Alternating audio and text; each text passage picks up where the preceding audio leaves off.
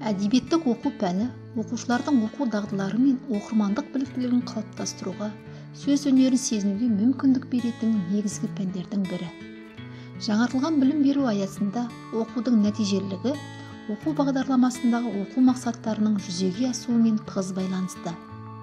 Қандай тапсырмалар оқу мақсатын жүзеге асыруға ықпал етеді? Бірге қарастырып көрейік. Қарастыратын оқу мақсатымыз 2-1-2-1. Шығарманың мазмұнын дайын жоспар бойынша немесе өз сөзімен мазмұндау, үзіндісін мазмұндау, сахналау. Оқу мақсатын жүзеге асыру үшін логикалық тізбек әдісін алайық. Мәтінді оқып болғаннан кейін оқушыларға оқиғаларды еске түсіріп логикалық тізбек құру тапсырылады. Құрастырылған тізбек бойынша оқушы мәтіннің мазмұнын өз сөзімен айтады. Мұндай тапсырма мәтіндегі оқиғаларды еске түсіруге және мазмұнын түсінуге көмектеседі. Көлемді шығарманы мазмұндауда қолдану өте тиімді. Келесі қарастыратын оқу мақсатымыз 2-1-3-1. Шығарманың тақырыбы мен үзіндісіне, бастапқы бөліміне сүйене оқиғаның соңын болжау. Оқу мақсатын жүзеге асыру үшін әр топқа ішінде әңгіме үзіндісі немесе әңгімеге мазмұнды суреті бар конверт таратылады. Оқушылар сурет бойынша оқылатын шығарманың тақырыбын анықтайды. Әңгіме үзіндісіне, бастапқы бөліміне сүйеніп, оқиғаның соңынан болжам жасайды. Мәтінді оқып танысқаннан кейін өз болжамдарымен салыстырады. Мұндай тапсырма оқушының ойы мен қиялын дамытады. Келесі қарастыратын оқу мақсатының бірі 2-2-6-1. Кейіпкердің сыртқы келбетін сипаттау, мінез-құлқы мен іс-әрекетін бағалау.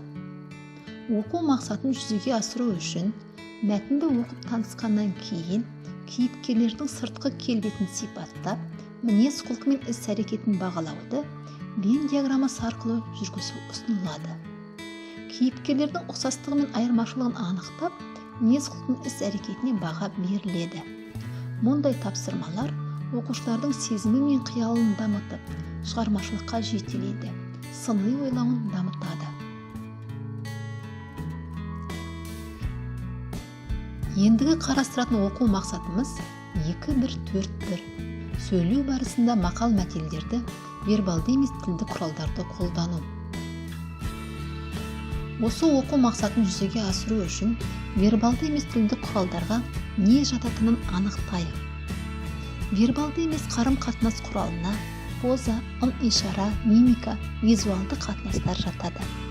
Вербалды емес қарым-қатынас өлеңді мәнерлеп оқуда, рөлге бөліп оқуда, сахналауда, өз ойын білдіруде, көпшілік алдында сөйлеуде жүзеге асады. Мысалға, хабарландыру ойынын алайық. Ойыншылар 2 адамнан жұптасады. Әр жұптың бірі сөзсіз қимыл қозғалыс арқылы өзінің жұбына қандай да бір хабарды қимыл арқылы көрсетуі керек. Ал оның жұбы болса, қандай хабар айтылғанын айтып беру керек. Содан кейін оқушылардың рөлі ауысады. Сонымен қатар оқушыларға мини-театр ойынын ойнатуға болады.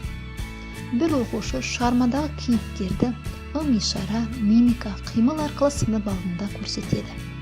Сыныптағы өзге оқушылар кейіпкерді табады. Мұндай ойындар оқушылардың ойын, қиялын дамытуға, өз ойын еркін жеткізуге ықпал етеді. Келесі қарастыратын оқу мақсаттарымыздың бірі 2-1-5-1. Өз ойы мен сезімін тірек сөздерді пайдалана отырып жеткізу. Оқу мақсатын жүзеге асыру үшін оқушыларға пазл әңгіме әдісі ұсынылады. Оқушылар топта мәтіндегі тірек сөздерді анықтап, пазлды құрастырады. Тірек сөздерді пайдалана отырып, өз ойы мен сезімін жеткізеді. Тапсырманы орындау арқылы оқушылар мәтінді талдай отырып оқиды. Зерттеушілік дағдылары дамиды. Мұндай тапсырмалар ортақ тақырып аясында оқу мақсатын жүзеге асыруда оң нәтиже береді. 2-2-1-2. Оқу мақсаты шығарманы іштей оқып, ондағы қажетті ақпараттарды белгілеп оқу. оқу мақсатын жүзеге асыруда оқушыларға инсерт картасын толтыру ұсынылады. Кесте алдын ала таратылады. Оқушылар шығарманы іштей оқу барысында кестенің "мен білемін", "мен үшін түсініксіз", "мен үшін жаңа ақпарат", "мені таңғалдырды" бөліктерін толықтырып, топта талқылайды. Мұндай тапсырма мәтінде зерделей оқып, ақпарат алуға ықпал етеді. Келесі қарастыратын оқу мақсатымыз 2-2-2-1. Мұғалімнің көмегімен қарапайым және нақтылау сұрақтарын қою және оның жауабын шығармадан таба білу. Оқу мақсатын жүзеге асыру үшін жуан және жіңішке сұрақтар әдісін алайық. Жуан және жіңішке сұрақтар сыни тұрғыдан ойлау технологиясының әдісі. Бір-біріне сұрақ үшін жүргізіледі. Ұсынылатын әдіс оқушылардың сұрақты дұрыс құрастыруына және оған жауап беруге көмектеседі. Тапсырманы орындау арқылы оқушылар сұрақ қоюды және оған жауап беруді үйренеді. Келесі қарастыратын оқу мақсатымыз 2-2-4-1. Мақал мәтел, жұмбақ, ертегі, тұрмыс салт жырлары, әңгіме өлеңінің жанрлық ерекшеліктерін анықтау. Оқу мақсатын жүзеге асыру үшін кесте толтыру ұсынылады. Мысалды оқып талдағаннан кейін оқушыларға кесте толтыру ұсынылады.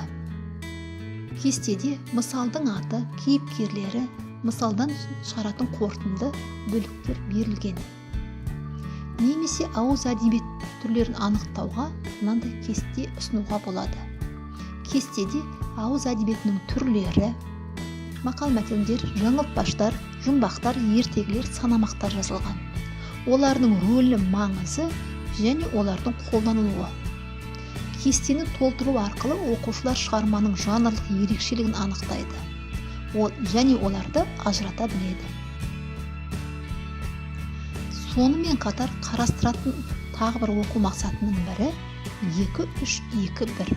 Мұғалімнің көмегімен үлгі бойынша шағын ертегілер, жұмбақтар жазу немесе дайын ұйқастарды қатыстырып, шумақтар мен санамақтар құрастыру.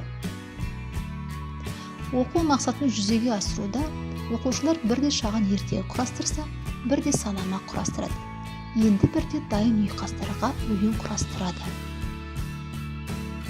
Өлең құрастыруда берілген ұйқастар оқу мақсатына және ортақ тақырыпты қамтиды. Тапсырма оқушылардың алған білімдерін қолдануға, шығармашылығын дамытуға ықпал етеді. Біз сіздермен жұптық әңгіме әдісі арқылы санама құрастыру тапсырмасын қарастырайық. Бірінші оқушы санама құрастыруды бастайды. "1 дегенім білмек" деп, жұбы "2 дегенім" деп жалғастырады. Жұп санамақты бірлесе отырып құрастырады. Мұндай тапсырманы орындау арқылы оқушылардың шығармашылық қабілеттері дамиды. Келесі қарастыратын оқу мақсатымыз 2-3-3-1. Шығармашылық жұмысын мұғалімнің көмегімен сурет, каллиграмма, аппликация, фотосуреттер арқылы ұсыну. Оқу мақсатын жүзеге асыру үшін оқушыларға сабақтың тақырыбын бейнелеуге қажетті сөздер мен сөз тіркестерін мен ұнағанын таңдап алу тапсырылады. Оқушыларға каллиграмма немесе суретті сөздер жобасын жасау ұсынылады. Оқушылар өздерінің сурет жобасына сөздер мен сөз тіркестерін жазады. Суретті өлең құрастыруға уақыт беріледі. Суреттерді қолдану өлеңнің әсерлі болуына ықпал етеді. Мұндай тапсырма оқушылардың тақырыпты терең түсінуіне, қиялын дамытып, сыни ойлауын дамытуға, шығармашылықпен жұмыс жасауына ықпал етеді. Құрметті әріптестер, біз сіздермен оқу мақсатын жүзеге асырудың бірнеше жолын қарастырдық. Бұл жаңартылған білім беру мазмұны аясында оқу мақсатына жетуге көмектеседі деп ойлаймыз. Назарларыңызға рахмет.